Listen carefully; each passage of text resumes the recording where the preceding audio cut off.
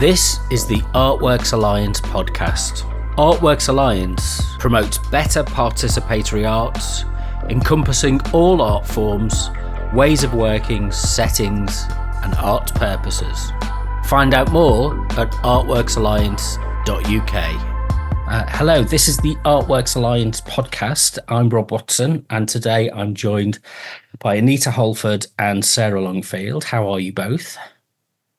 Really good, well, thank you.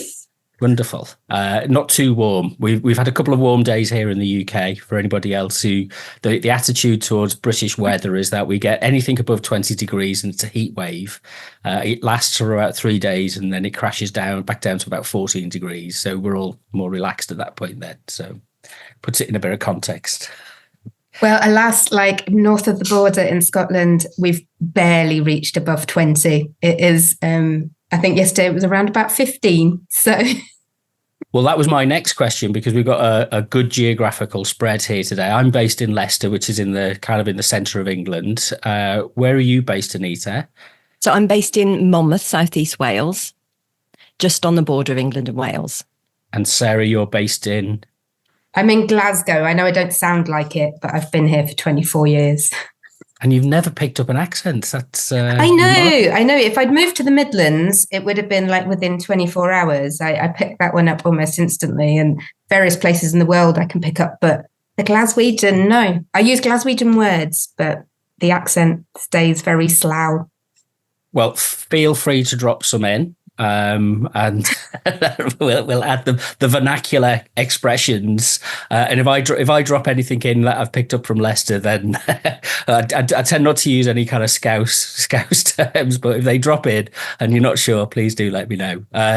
Okay, so we're here today to talk about the concept of communities of practice and what that means, and our experience in different ways of facilitating that or thinking it through or nurturing it. It's a very open kind of form of conversation, this, which is often one of the things that's missing. We've got no strategic objectives to an outcome for this. It's just a conversation. We've got our coffees or our teas and we're just going to have a chat about these things. So I'll start with Anita. Do you want to tell us a little bit about your background and what you do and how you got into what you do? Yeah. So in terms of me outside work, I'm a massive music fan, a massive arts fan, an amateur musician and choir member. I'm also an adoptive mum of a neurodivergent daughter. So equity, diversity and inclusion are really important to me. But what I do is that I'm a freelance comms practitioner. And so my work is mainly around breaking down barriers to participation in music and the arts, like many of your members. But I'm probably a little different as I do that through communications. That's how I kind of explain it myself. So I'm a comms practitioner, copywriter, editor, fundraiser, and lots of other things, because basically I kind of adapt what I do and I learn as I go along to fit the needs of my clients. I work mainly with music and arts organisations with a social, educational or wellbeing purpose. And I help them basically to communicate their value and impact, explain their work and sell their services. What was your second question? It was, how did I get into this, was it? Yeah. So I guess looking back at it, I've created my own quite odd a career path. I started off briefly as a local journalist, and then music was really calling me. So I went to work in a music venue. The local journalism job was in Gloucestershire, where I was born and brought up. Went to work in a music venue in Cardiff, eventually becoming marketing manager. But at a certain point, I felt there was more to music and the arts than just sort of bums on seats. And I was itching to do something to support people making social impact with music. So that's when I met the fantastic Catherine Dean and all of the wonderful members of Sound Sense, the Association for Community Music. And I was their first comms lead. So that really was a light bulb moment for me about arts and social justice, and everything for me changed from there.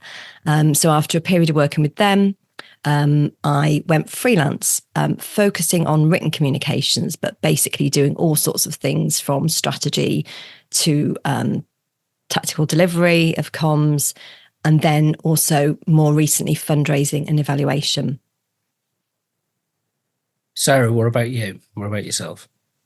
I think you said odd path there. I can appreciate that. I think I was musing on this morning, that when you're a creative mind, you like to sort of like take quite a meandering path to get where you're going, even though there is a sort of well-trodden A to B. You want to reinvent the map and then work out how you're doing it, and you probably end up in the same place. But it just took a lot longer. So I originally trained in theatre. Did a degree in drama and then a master's in cultural performance. And cultural performance, it was all about theatre that's created in spaces that aren't traditionally theatres. So I was doing a lot of stuff with carnival and ritual and community-based work. So that's sort of where my participatory art stuff began. I spent 6 months living with Welfare State International in Ulverston in Cumbria, and then not long after moved to Scotland, and for 14 years.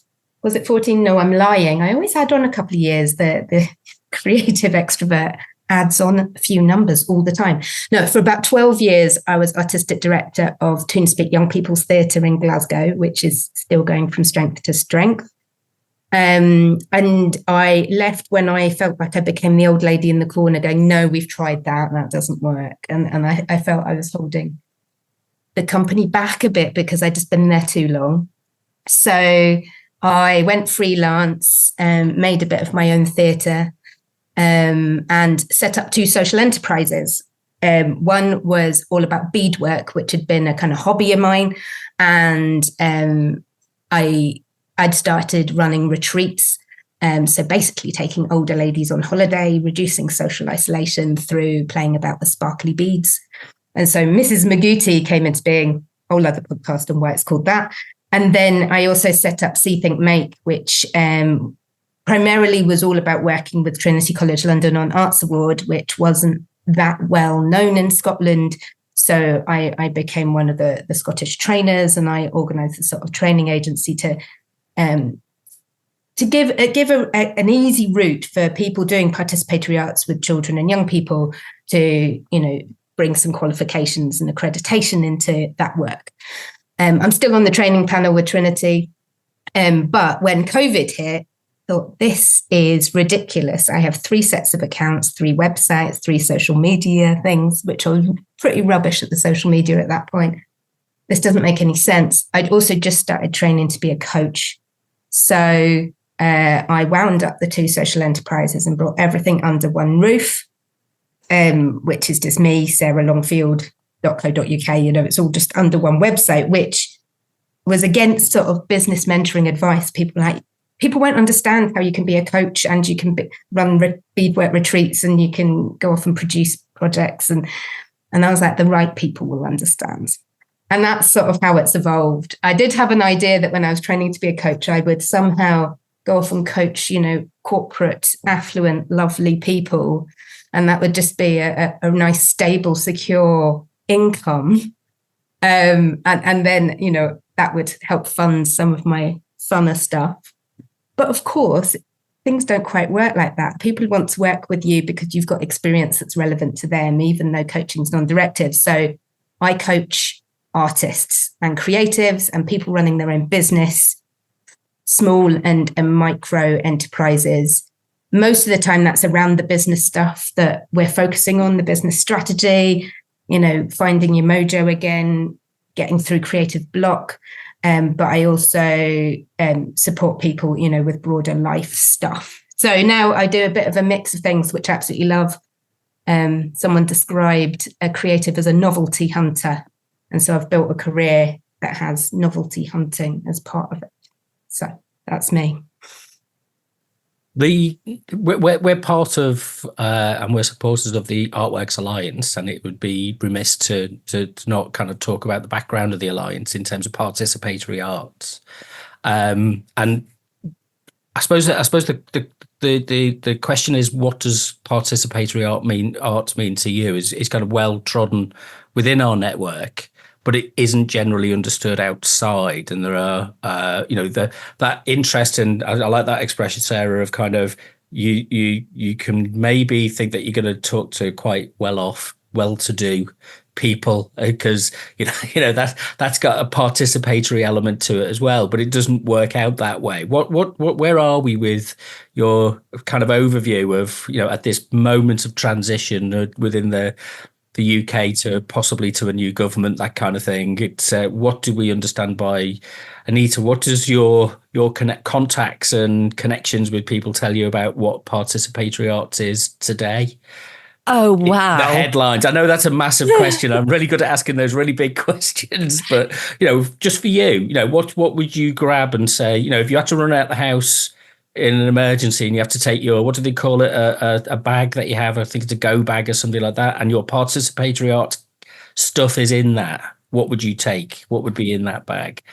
So because I'm not a participatory artist, I suppose I'll answer it in a different way. And because I'm a writer and communications practitioner and I write in order to think, I'm a very thinky person. So this question strikes fear into me, because I know that when I was working in Sound Sense, we didn't get to a definition of community music over 3 years that everybody was happy with. So I know whatever I say now isn't going to be right. But personally, I guess participatory arts is about artists working, I suppose, in the context of ArtWorks Alliance, it's about artists working with people to bring out their creativity, their innate creativity, because I believe, like probably all of us do, that everybody is creative. Many people don't have access to their own creativity. They need somebody to kind of spark that. So I guess that's what it is. I suppose it's not just about professional artists all the time. It's also maybe about people finding their own creativity in kind of multiple ways, and finding their own also power and agency through that creativity, because it brings forth so many different things when somebody realizes the power of their own creativity. So that's not a great definition, but it kind of top of the head.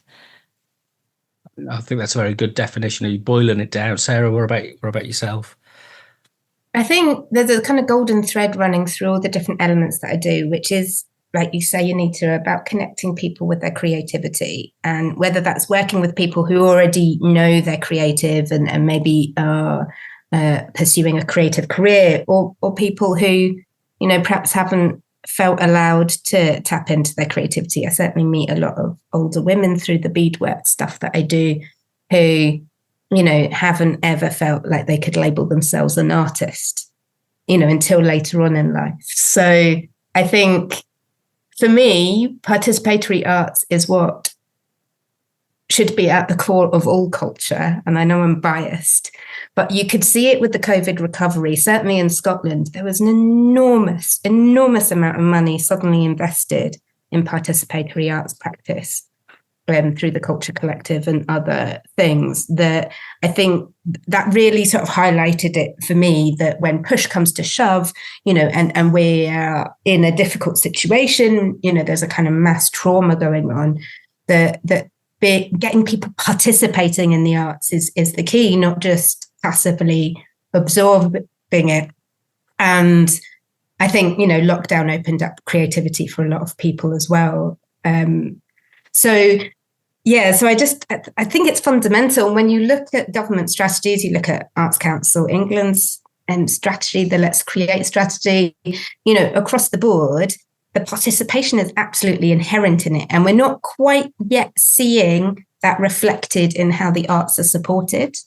But for me, I think that should be absolutely core. Any regularly funded NPO type organization should be majority doing stuff that encourages people to be creative themselves somehow. And that doesn't mean we can't have space for really high-end expertise art, but I want to go and see something and then have some way of being creative myself within that. I could go on and on, Rob. Interrupt me, please. That is the point of doing a podcast. It's what we're here to do. And we can always do more podcasts as well. So one of the things with the framing of this is that we often don't actually describe, we sometimes create this as or suggest this as an either or. It's a bit of a binary, isn't it? Participatory and non-participatory. What do we mean by that? And we've got that. I many years ago my work with community media, I stopped using the word audience and audiences, because I tend to talk about communities and people.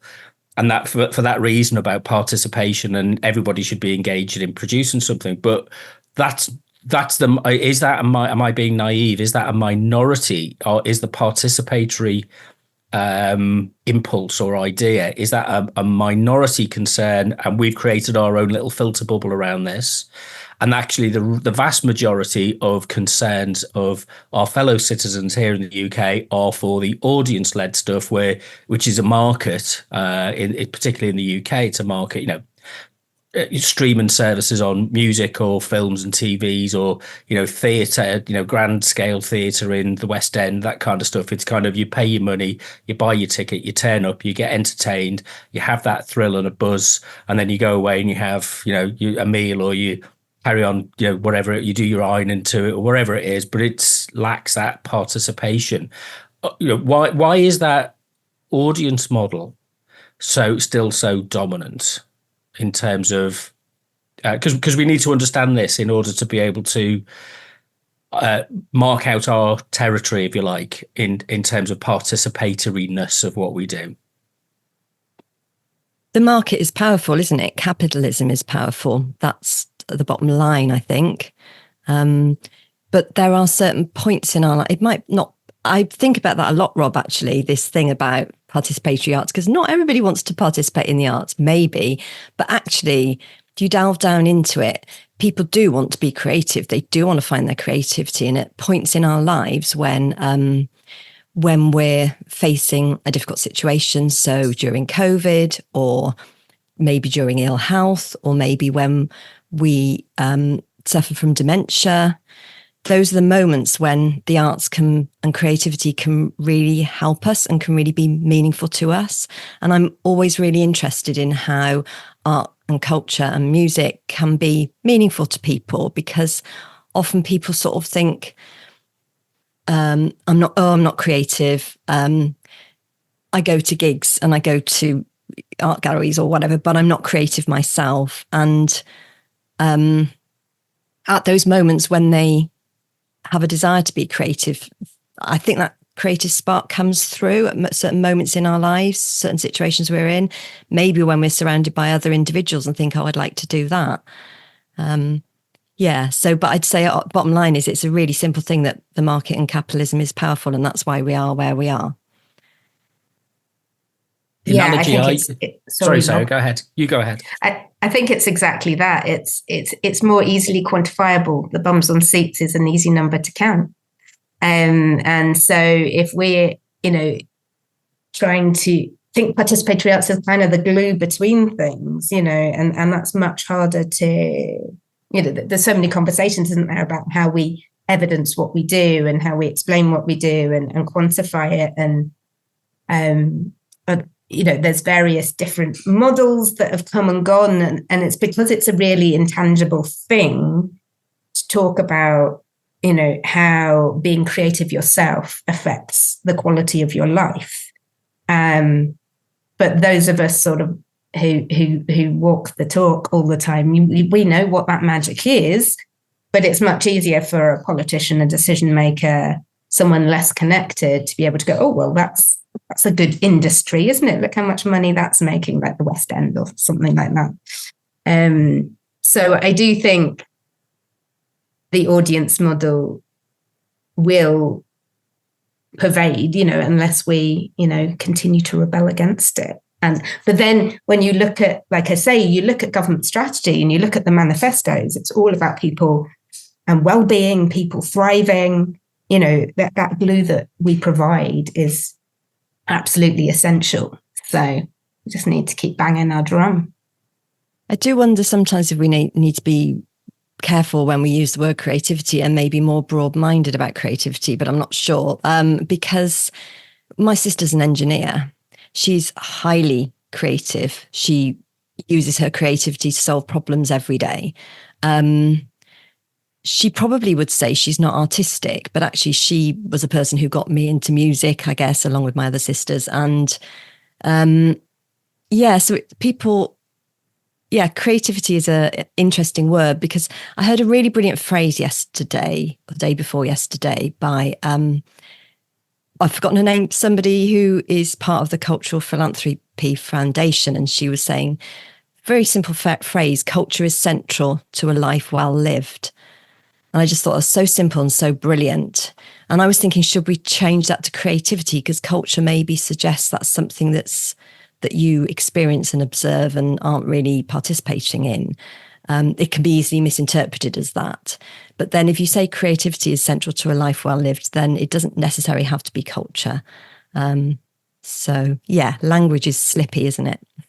And the I mean, there's the thoughts that these expressions and these terms kind of generate is a culture. We folk culture. My kind of undergraduate work was kind of media and cultural studies, and we used to talk about this a lot. We used to talk about subcultures, and we used to talk about, and there was Raymond Williams, culture is ordinary, and all of that kind of we talk about folk communities and expressions of identity through our kind of our villages in the south of Wales having a language and an identity which was based around the land, about the myths in the area, about the work that people do.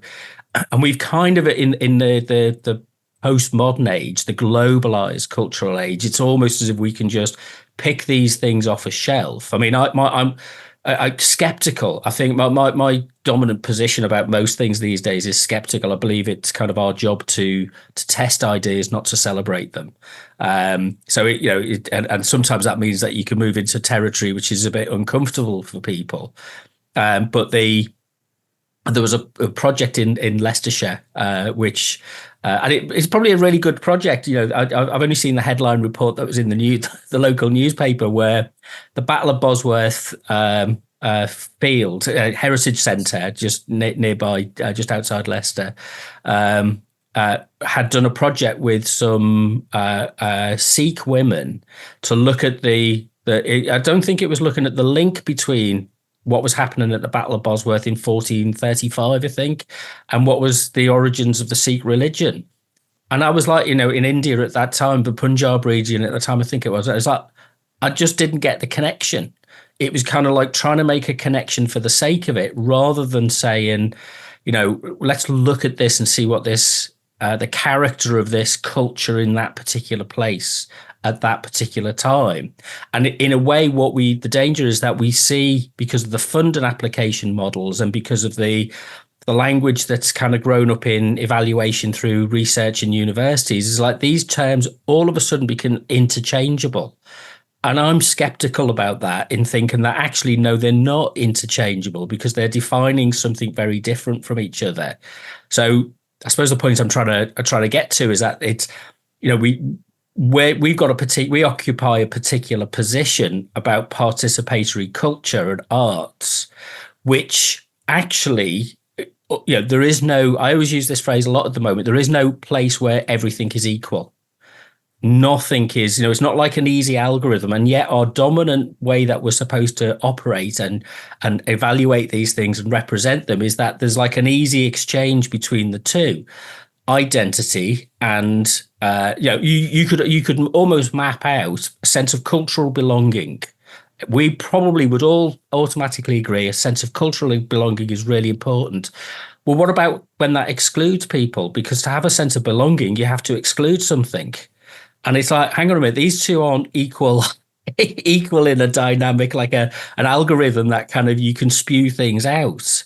And to some extent, unpicking this through practice, because when we get into that process of actually working with people who actually have to do this together and find ways to commune together, to bring together their different points of view, all of a sudden you find that things are different in the process, and something emerges from that which is hopefully new.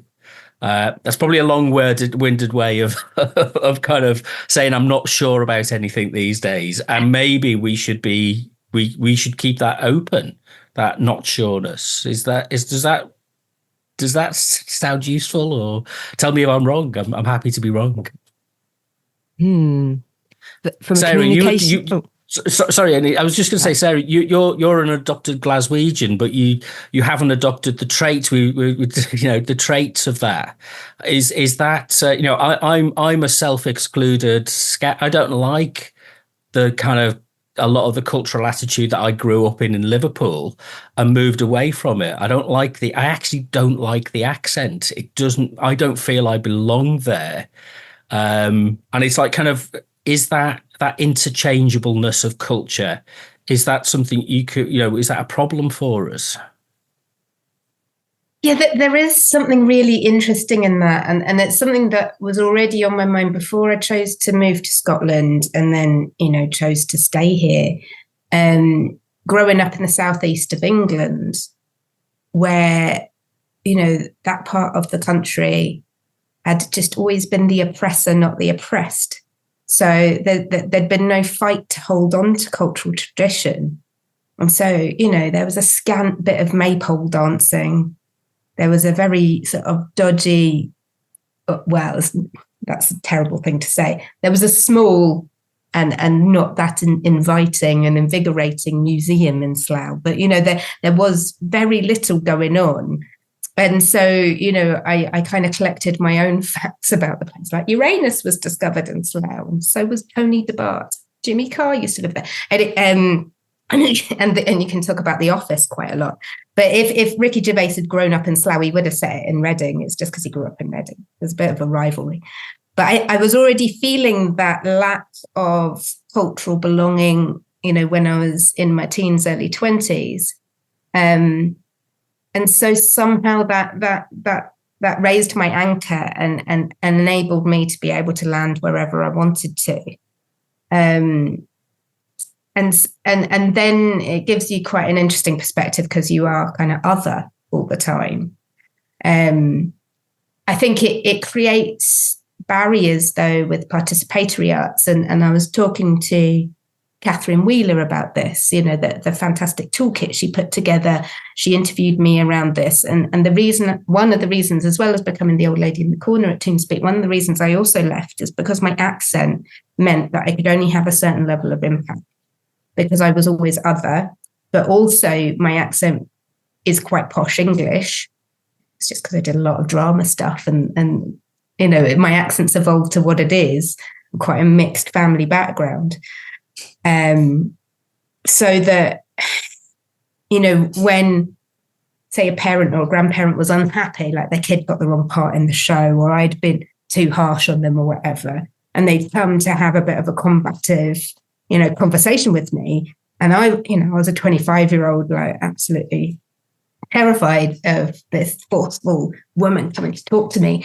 But my accent always made them back down. And I thought how wrong that was, because I was immediately assumed as a voice of authority. And so to really have an impact on those young people's lives that I was working with, I knew I was too other. But I couldn't adopt a Glaswegian accent. There's just something between how I speak and I hear words and the Glaswegian accents that just don't mesh. But I think that's something really interesting. And it certainly enabled me to live, to forge the career I have, because I've just always been other and been quite happy being a pirate. I don't know how that links to the bigger picture of things, but certainly that's my personal perspective.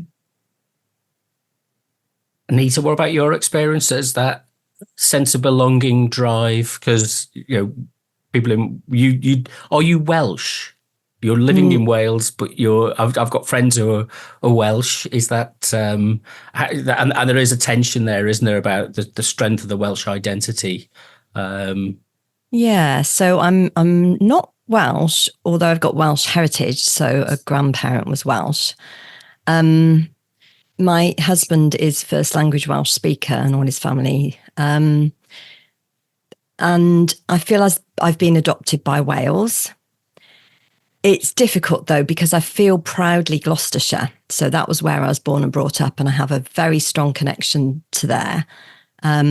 So I don't want to lose that feeling for Gloucestershire, but I also feel very strongly about Wales and Welsh culture, and I've learned as much as I can about it, and continue to explore it. And I've tried to learn Welsh, and I speak a tiny bit.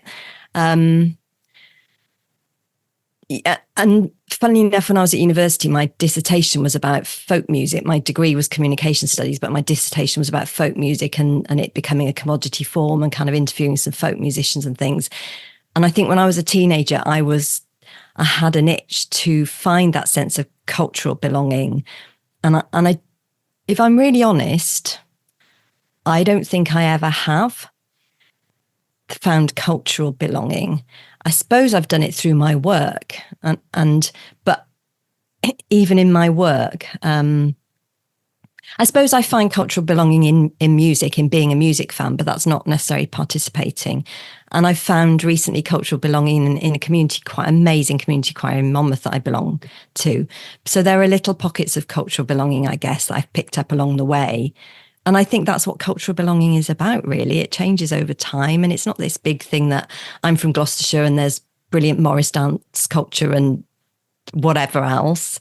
I think it's different nowadays. And that's how I got interested in participatory arts right from when I did my degree, was that I was sort of thinking about how much things had changed in terms of people's access to meaningful culture. So folk music used to be part of everybody's lives. It's partly how you passed on information and news. And so it's I think cultural belonging is almost a myth. A thought that came into mind, you reminded me, when I was about 16, I read Billy Liar by Keith Waterhouse. And I went out and bought some Woodbines because I kind of wanted to be like the lead character in it, until my brother told me off and said, grabbed them off me and said, you're not learning to smoke, So it was a lucky escape, really. But it was that nostalgia being caught into, I was like 16 years old, being caught in this nostalgia for identification with the 1950s. So belonging is an imaginative activity. And the reason I wanted to ask you about that in a way was kind of what the difference is between we're involved in an approach, and we support people who are involved in an approach which is about doing, not just about observing. So we're not just cultural critics. And I find that increasingly you've got to say to people, participatory arts, in the same way with participatory media, isn't a spectator sport. There's many colleagues who are really good academics, really insightful, really great evaluators, project managers and evaluators, but it's kind of like they're stood at the sidelines. And the way that you have to learn how to do participatory arts is to roll your sleeves up, get involved, work with people. And so all of those things about identity and belonging as part of how we understand our community of practice, all of a sudden come into focus, because that's what facilitates or shapes the nature of our community of practice, because we're coming at this from an angle where we're saying, actually, it's our practice which is what connects us, not necessarily our identity. And that kind of, does that ring any bells? Does that sound plausible? Yeah, it really rings a lot of bells for me, and that idea of belonging as an imaginative activity, that it's a choice as well, that there are, like you say, Anita, there are pockets of belonging that we can actively choose to feel. Although I wonder, I want to challenge, the assertion about that sort of deeper belonging perhaps being a bit of a myth. I recently supported a Gaelic officer. I don't speak Gaelic, or I don't have any Gaelic. But I supported him with some presentation skills. And it's amazing, actually, how much you can understand just from body language and things. But it was for an event that was entirely in Gaelic. And there was a lot of chat there about ancestral tradition and belonging, but also a welcoming of anyone who wanted to speak Gaelic, to invest in the culture. And it's such an interesting thing that I think the traditions are all about sort of currying round gathering round and being quite intimate and close, like you are in a croft, sharing a story, sharing a folk song. So that nature is quite quiet and quite, so the difficulty then is, how do you then invite people in and I was talking about glitter jacket Gaelic, if you're presenting and trying to engage more people, how do you flip that around? But I did find it interesting, but also I was riddled with envy, that I couldn't really talk about ancestral, my motherland sort of sense in a very specific way, where there is this body of work that you could learn and dive into. But I think we all have it anyway. Like if we go and spend some time abroad and then come back to what we consider what home is, that ancestral, our forefathers, our foremothers stuff is actually all there. We're just perhaps choosing not to connect with it in such a deep way as people who've had to really fight to keep what might be considered a dying culture. And that's what I meant with sort of Slough. There was no fight to keep anything that was dying, so it's all just gone. A lot of the traditional folk stories, mythologies and stuff that aren't really there. They're not shared in schools. They're not celebrated anymore because it's just in the past. There's been no need to preserve it, I suppose. But yes, sorry, Rob, you've moved us on, and I've just drawn us back into ancestry. No, that was incredibly powerful, because it's a thought that I have about leaning into things. I describe it as leaning into rather than trying to, segregate and specify something. And it's leaning into things like the character of people, because in a multicultural city like I'm in, Leicester, it's highly diverse, and there's lots of people with lots of different heritages and identities. And the problem is we've become focused.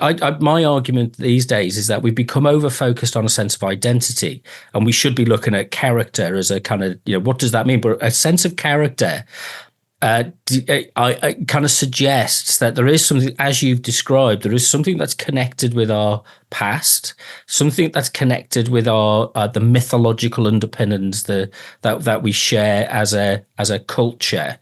But we've also got to learn to adapt that so that we can coexist with people who don't, many people in Leicester have come because they're, refugees particularly, don't want to be here.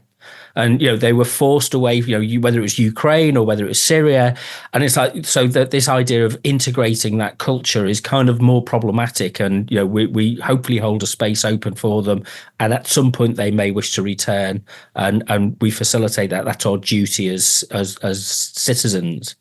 But other people come to the UK and they wish to share and be part of the heritage and culture of the UK. But when they arrive in the UK, what they've discovered is that, this idea that everything is meaninglessly commercialized, and that it's a fake representation. The analogy I use all the time for this is, and I think it's a very simple way of thinking about this, is when you go into the supermarket and you think about, what you're buying, and you go up and down those middle aisles, and it's all the processed food, and it's marketed at you, and it's got branding, but it's all made in the same factory, and it's all made out of the same, don't ever buy margarine. It's all, look at the stuff that it's made of, and you have this kind of commercialization and projection, this hyper reality that it's created, which is given us heart disease, hypertension. It's bad for us. It's making us a culture that has got no roots.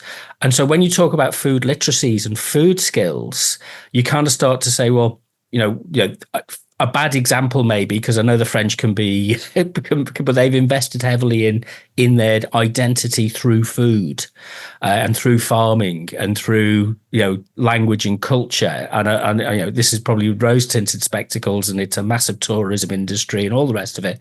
And the French can be quite, how do you say it? They're not as welcoming maybe as other nations. And so you've got this, but you've got, the commercial aspect of this over dominates this, but that's where as we discussed earlier, that's where the money is. Anita, does that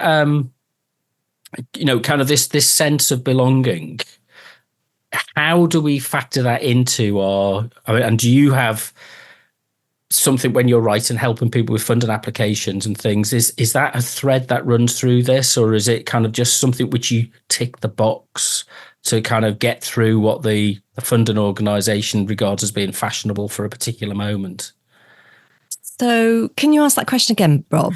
I'll try and ask it as a question rather than a ramble. That'd be great.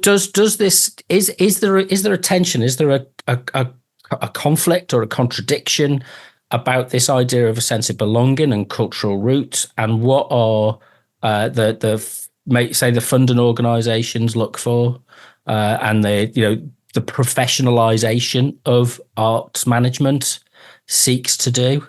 Because it's kind of, if you turn up at a community group and they turn around to you and say, well, we want to do X, Y, and Z, the funding organisation might turn around and say, that's terrible. That's, it doesn't do anything for recent migrants, or it doesn't do anything for people of this identity. And you go, but that's what this group wants to do. And how do, as a community of practice, we've got to understand that there is that dynamic there and that tension there, and figure a pathway through it. What's your experience with that?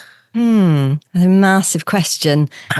Sorry, that's how I am. I think the funding organisations over the last sort of 5 years particularly have become much more flexible and understanding of organisations' own needs and their beneficiaries' needs. There's a lot wrong with funding organisations about the strict rules that they want people to bend into. But I personally haven't experienced what you're describing, Rob, but I'm not doing fundraising all the time, so I'm sure it exists. But I think that the professionalisation of the arts that you mentioned is really interesting, because I'm often in a really uncomfortable situation so one of the things that I do is I provide access support to neurodivergent people who are trying to apply to funders, paid for by the funders. So I'm often in a situation where I'm being funded and the person I'm working with isn't.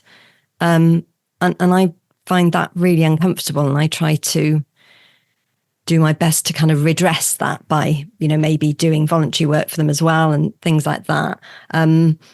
But if you look back over arts administration and how it's being created as an industry, it does feel like it's kind of, this is a very negative perspective, and I don't like to be negative, but if you are looking from a kind of negative critical point of view, and what needs to change is that we have built an arts industry of arts management people, arts management speak. And, a while ago, that was really very, very unhealthy, because it was about people being done to a lot of the time. It's like, the old thing about arts organisations parachuting in the arts to the community. And that doesn't really happen so much anymore. I don't think it happens at all. Maybe it does happen. I don't know. But what I'm seeing in the people I work with, they just don't do that. That's absolutely what you don't do. But we're still left with this industry. And I'm part of that, where artists and creative people in communities are sort of lower in the hierarchy, lower in the power in terms of having their voices heard. There's a lot of people, who don't get seen, I guess.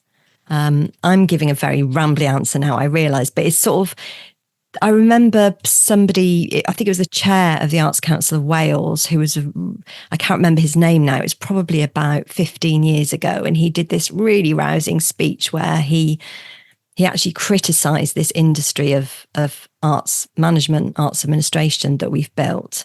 And it really made me think, and it's always on my mind in the background. So it's a little bit like, community arts has always been about, well, let's reclaim the arts for the community.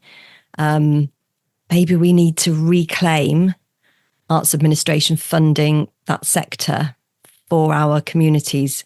I think we need to push back to funders a lot. And actually the good funders are kind of asking us to do that. So I have a lot of conversations with neurodivergent people, for example, where they're sort of saying, but they don't get why we can't apply for funding. They think that, offering a video application will solve the problem of my dyslexia, but it doesn't. Or, so I think it's just about, as you said, Rob, I can't remember the brilliant phrase you used, but it's about kind of not as much as we're celebrating what we do, it's about always questioning what we do. And that's where communities of practice are brilliant, because we can't learn everything through a degree course or an FE course or whatever. And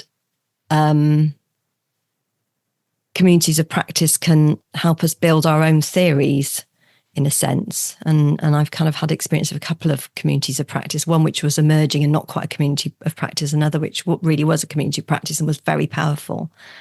Yeah. There's a phrase I like to use, which is to be a problem solver, you've got to be a problem finder. So I don't mind, and often that count, in a corporate organization, like that's a way of excluding yourself from the in-group, if you like, because you're the awkward person who says, hang on a minute, that putting that video out, asking people to do something on a video when they've got X, Y, or Z isn't necessarily the answer. And you don't necessarily know what I think I find about a community of practice that it draws my attention is that you don't know the answer, but you're willing to explore and experiment with different things.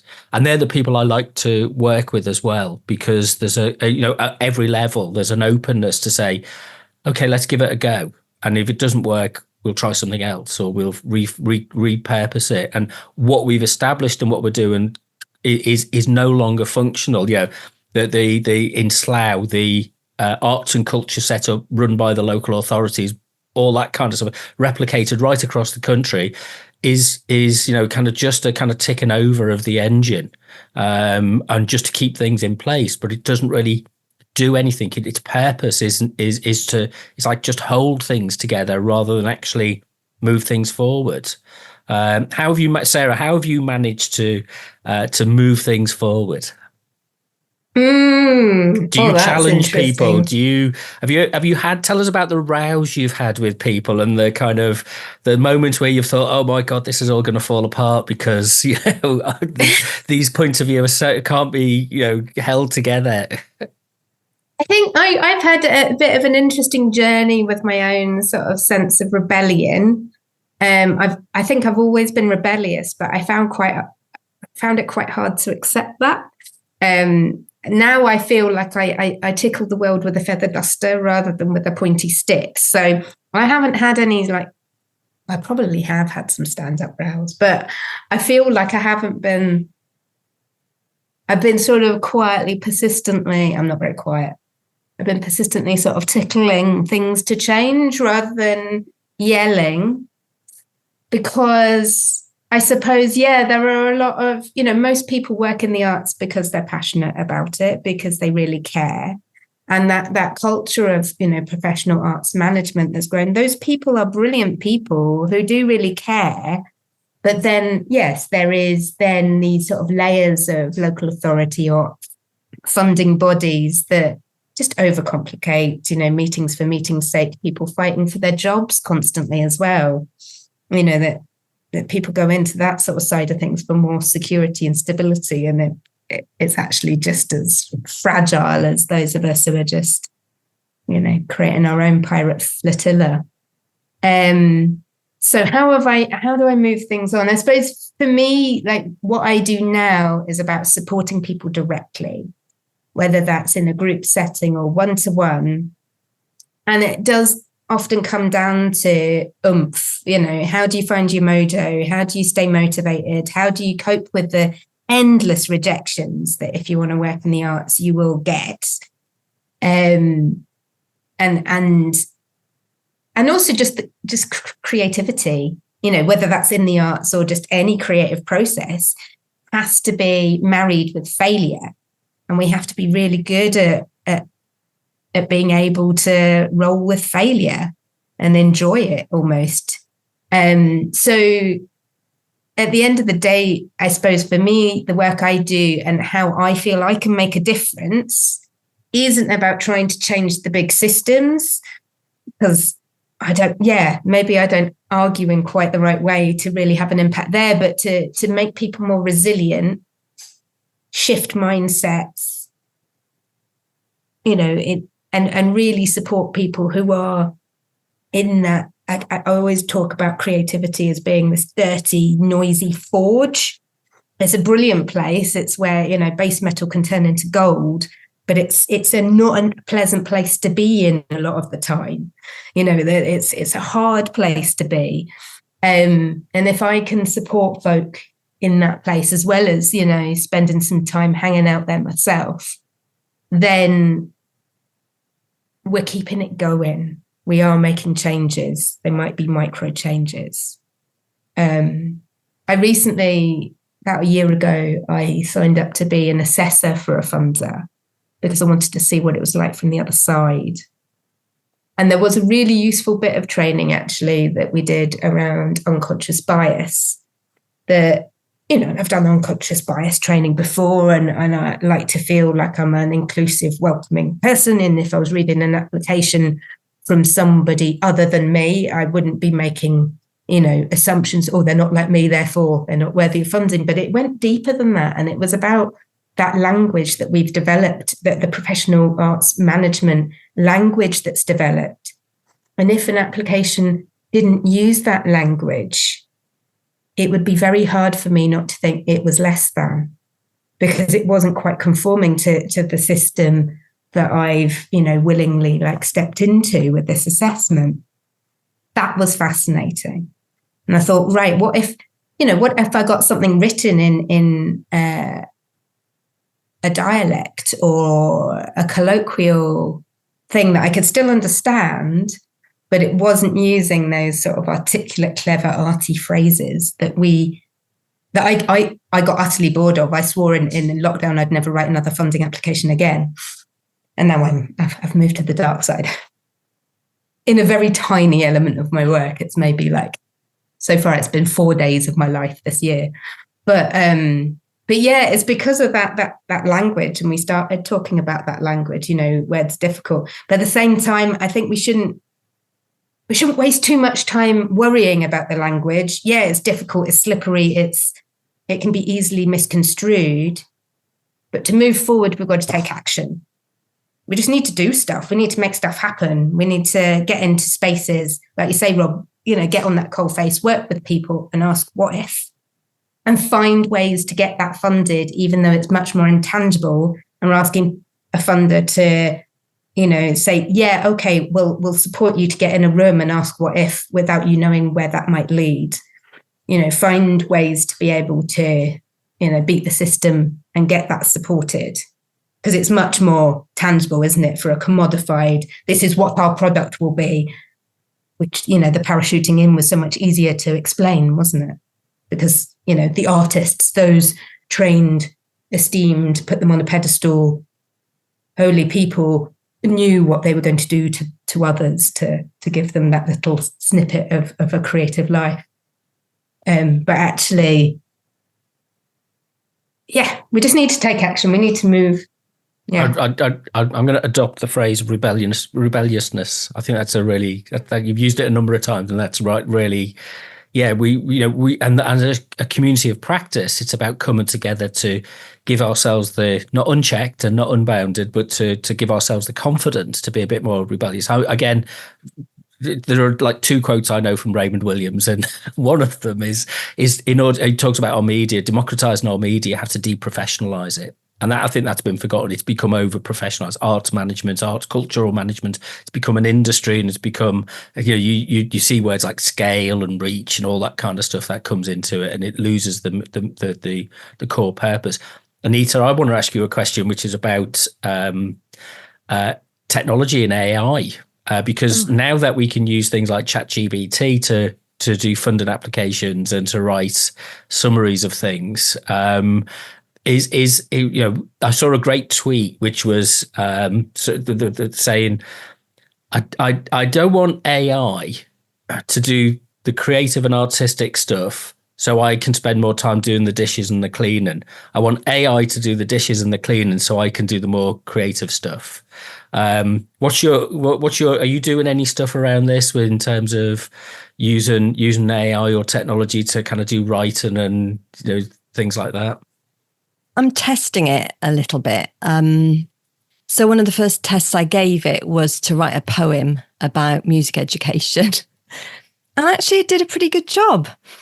Yeah, it was all right. And I use it to write articles, not funding applications. I can't imagine using it to write funding applications, because I think that every application that I do is so specific to an organisation and a very particular way of working, and having to say that this way of working works and we've got evidence of it. I just can't imagine So I haven't used it for funding applications, but I have used it for writing articles and blogs. But what I do is I'll ask it some specific questions, ask it to write an article. And then, to be honest, the final article is nothing like that, but it just starts me off sometimes. It kind of helps with writer's block, I would say. But I would never publish something that is just AI, because I'm me and it doesn't express me, and it doesn't express my kind of weird ways of looking at the world and interesting kind of wormholes I'll go down in researching an article.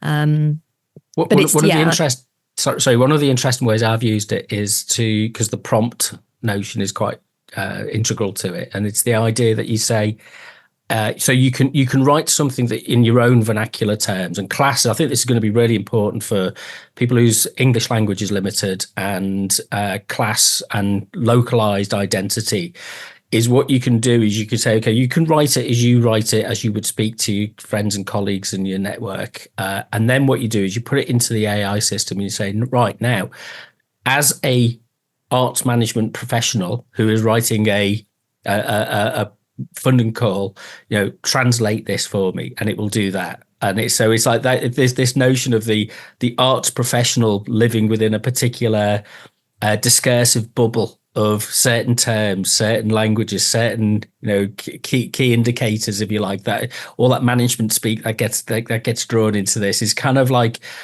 I'm hoping, and I might be naive about this, is that this is why the practice is so important, that you kind of say, the pragmatic adage, isn't it? That's fine in theory, that's fine on your application form, but how does this work in practice? And I think for a community of practice, that practice element of what we're talking about is saying, no, it's rooted in these practices, and we have to be constantly looking back at these, because we've now got the tools for people to almost quite easily to turn out multiple descriptions of something which uses multiple frames of language in order to present it in whichever way you want. A friend of mine uses the analogy of the Rubik's Cube. You just reconfigure it and point it in the direction of the funder or the organization that you're trying to get a contract with, and you just represent it to them in the way that best suits them. But what you're not actually doing is relating what your actual practice is.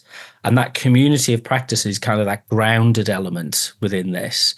And so the work maybe in the future is thinking about, well, how do we, when you walk into that room and you've got that dynamic of people and there's confidence and insecurity all, interacting at the same time, that too is the hardest part of any kind of participatory work, is how do you encapsulate that in order to be able to then represent that for its social value, for its purpose.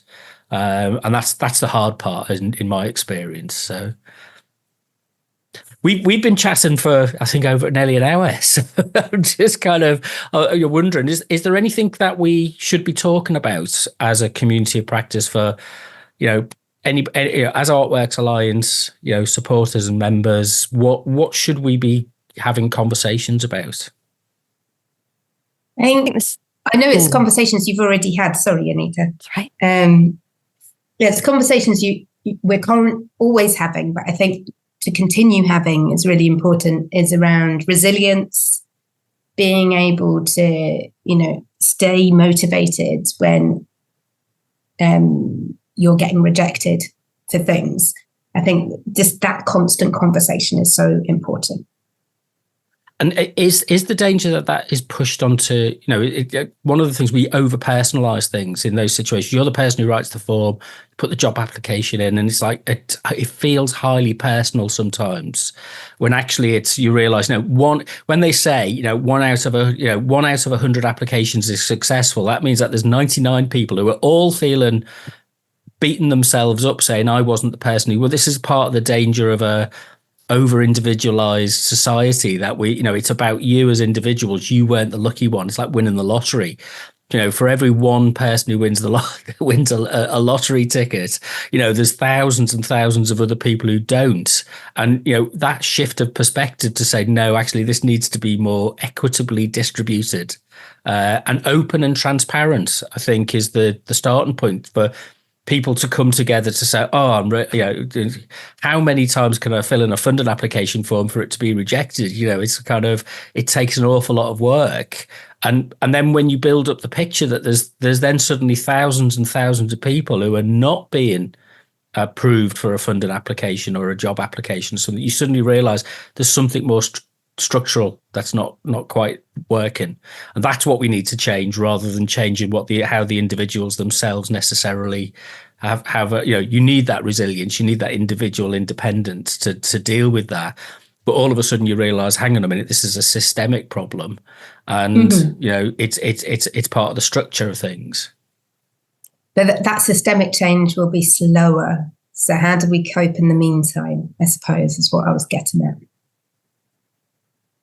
How about you, Anita? Any thoughts about things that we should be talking about?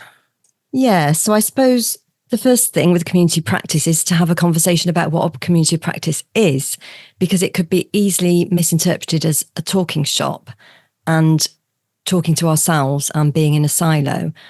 And I think the best kind of communities of practice are where there is a kind of a format, a model. People understand that they're in a community of practice and there are certain things that will make a community practice more effective. And one of those things is that people get something tangible out of it.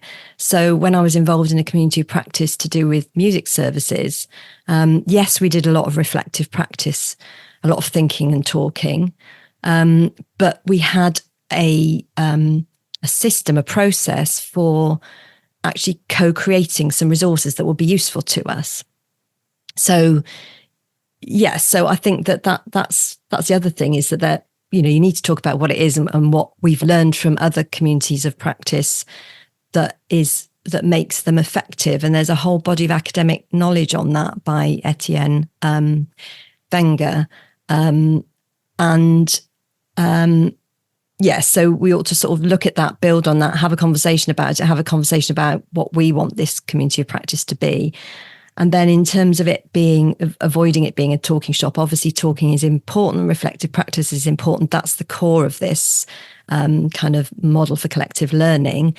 But also there needs to be an element of communications that's quite clear to the outside world. Both communications internally, so we are sharing our learning even for the people that didn't turn up for the conversations.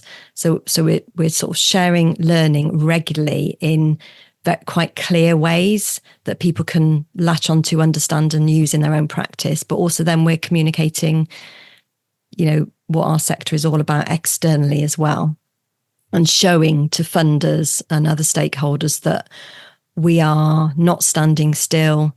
We are developing and building a theory, and that is helping us to make social change, I guess.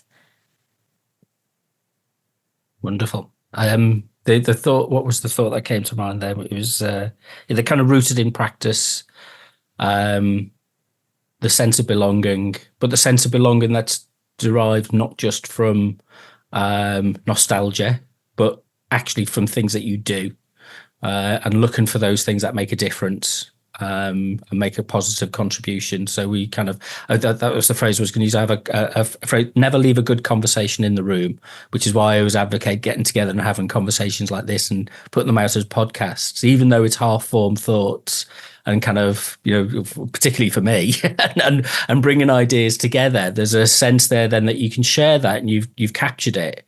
And then as other people can kind of then, help and facilitate other conversations.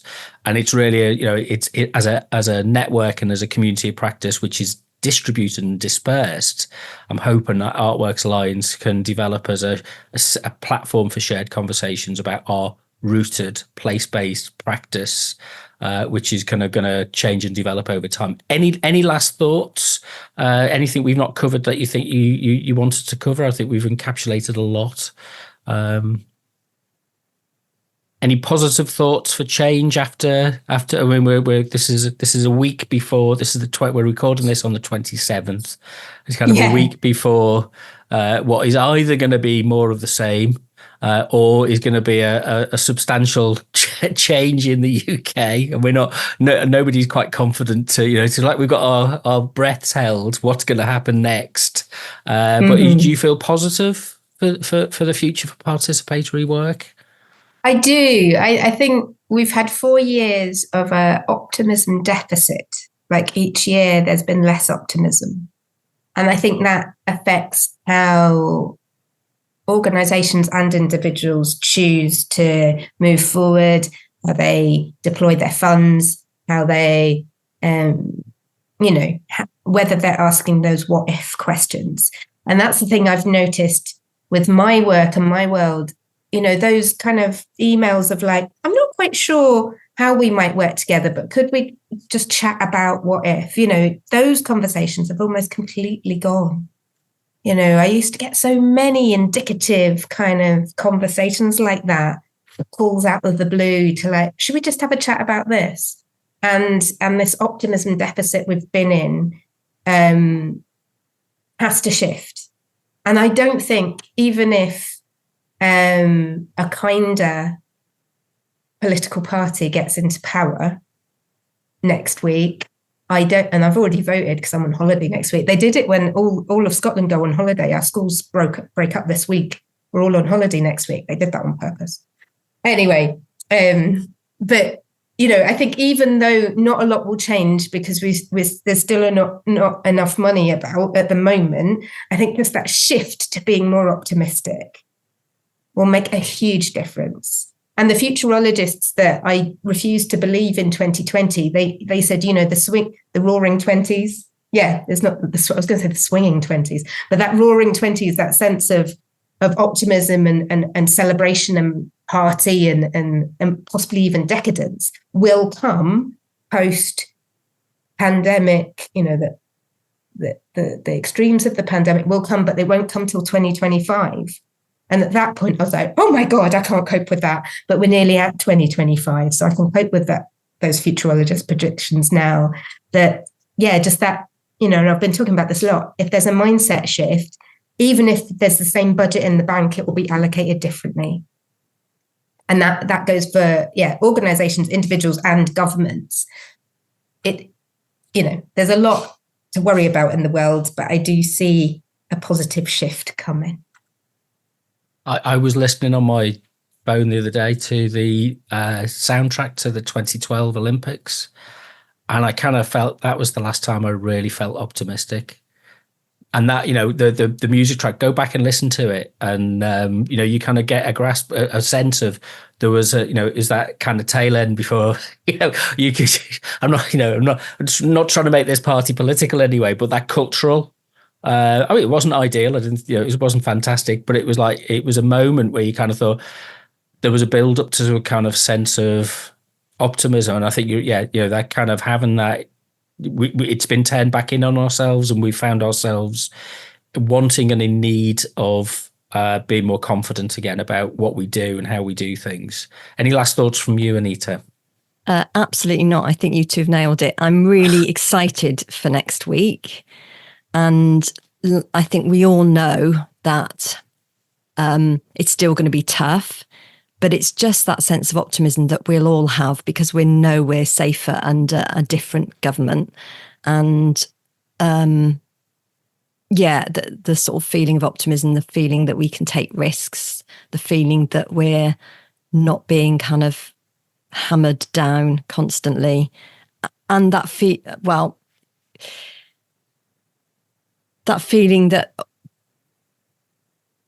there will be this anger. Is it the end of the gaslighting period? That's for me. Yes. Is that, yes. Whether that's specific or general, I don't mind. If anybody else has got any other kind of thoughts about this, and these are our thoughts, come and join the ArtWorks Alliance and take part in these conversations. And we facilitate that through a number of ways, which we have a email network, and we use social media and all those kind of things. So if you want more information about the ArtWorks Alliance, go to our website, which is artworksalliance.uk. You can find us on Instagram and Twitter or X and Blue Sky and Threads. I think we've got a presence on there, so just search for ArtWorks Alliance. But I'm going to say thank you very much to Anita and Sarah. It's been really fascinating. When I go back over this, I will be engrossed back in the conversation again, and there's loads of nuggets to pull out from this. So thank you for sharing your experience and your thoughts, and for putting up with my rambly non-questions, which always confounds people. But until next time, thank you very much. Well, thank you. Thanks, Rob. You've been listening to the ArtWorks Alliance podcast. Find out more at artworksalliance.uk.